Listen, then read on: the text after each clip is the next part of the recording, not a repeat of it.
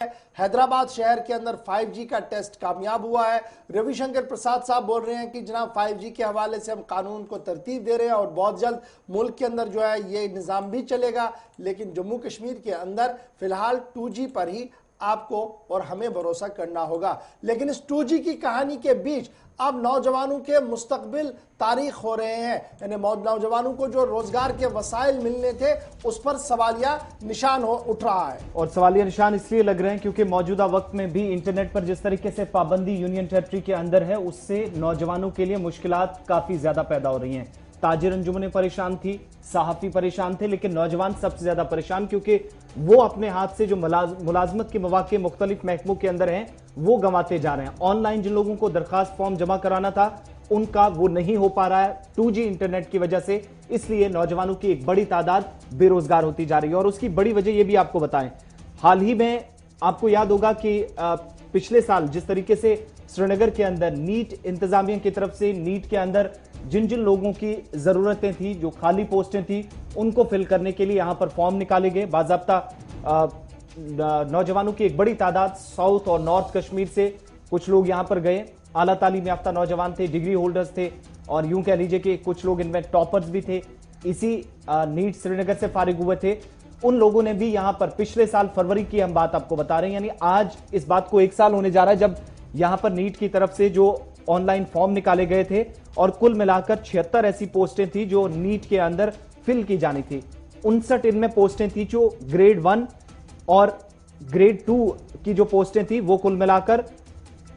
59 पोस्टें जो थी ग्रेड 1 की और ग्रेड 2 की असिस्टेंट प्रोफेसर के लिए भी पोस्टें नीट श्रीनगर के अंदर निकाली गई। 13 पोस्टें एसोसिएट प्रोफेसर की थी, 4 सीटें प्रोफेसर के लिए थी। टोटल ये 76 पोस्टें बनती है। साल 2020 में फरवरी के महीने में यहां पर फॉर्म निकाले गए। इंतजामिया की तरफ से साफ कहा गया कि आखिरी डेट जो होगी फॉर्म फिल करने की वो 3 मार्च होगी। और इस बीच बड़ी बात यह कि फरवरी के महीने में जब 7 फरवरी को ये फॉर्म निकाले गए तो उस वक्त कहा गया कि 9 फरवरी से ऑनलाइन फॉर्म आप भर सकते हैं, मार्च 3 इसकी आखिरी डेट होगी। लेकिन ऑनलाइन तरीकाकार यहां पर आपको अपनाना होगा ताकि आप अगर नौकरी हासिल करना चाहते हैं, फॉर्म फिल करना चाहते हैं, अपनी डिटेल्स ऑनलाइन फिल कीजिएगा। आपको याद है कि जम्मू कश्मीर के अंदर एक रिकॉर्ड हाल ही में बना है, वो रिकॉर्ड ये है दुनिया भर के अंदर कहीं पर भी 1.5 साल से ज्यादा इंटरनेट बंद नहीं रहा। वो तमाम रिकॉर्ड जब एक तरफ टूट रहे थे तो नौजवानों की एक बड़ी तादाद जिनके हौसले दूसरी तरफ पस्त हो रहे थे। 4G इंटरनेट बंद होने की वजह से एक बड़ी तादाद नौजवानों की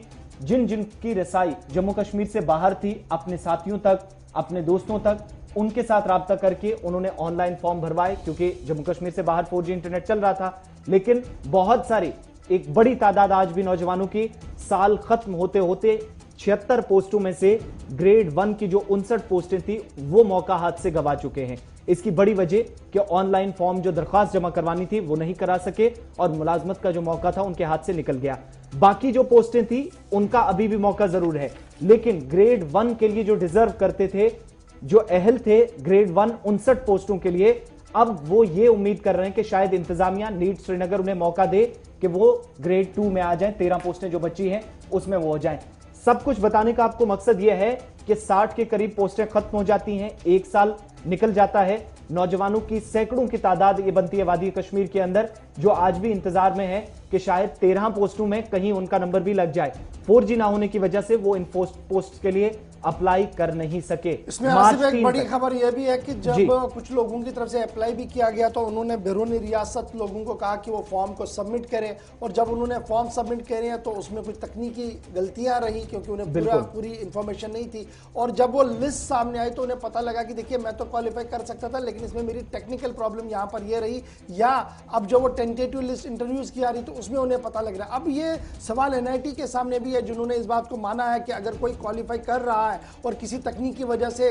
उन्हें कोई प्रॉब्लम है तो उसमें वो कमेटी देख रही है, शायद वो कोई फैसला ले। लेकिन सवाल ये सिर्फ NIT का नहीं है, सवाल यहाँ पर कॉन्ट्रैक्टर्स का भी है जो ऑनलाइन फॉर्म पहले जमा करना है क्योंकि उसे भरना है, अगर कोई तकनीकी गलती है उसे वो रिव्यू कर दे तो 2G में जब तक वो रिव्यू करते तब तक मामला चला गया होता है। तो यहाँ पर कॉन्ट्रैक्टर परेशान है, यहाँ पर नौकरी हासिल करने वाले बच्चे परेशान है, यहाँ पर तालिब इल्म परेशान है। तो ये परेशानी का हल जो है ये सिर्फ और और सिर्फ सरकार के हाथ में है। लॉ एंड ऑर्डर का बहाना बनाकर हर बार यह कहना कि शायद लॉ एंड ऑर्डर खराब है तो इसलिए जनाब यहां पर यह नहीं चलेगा, शायद यह अब माकूल जवाब नहीं होगा। जब मुल्क 5G की रफ्तार में चलने के लिए तैयार है तो कम से कम जम्मू कश्मीर के लिए यह हक तो बनता है कि वो 4G इंटरनेट सर्विस को अब दोबारा से देखे। इसलिए यह खबर इस वक्त हमने की है इस उम्मीद के साथ कि हुकूमती इदारे इस हसास मामले की ओर देखे, क्योंकि अब यह मामला थोड़ा संजीदा हो रहा है और इस मामले को लेकर अब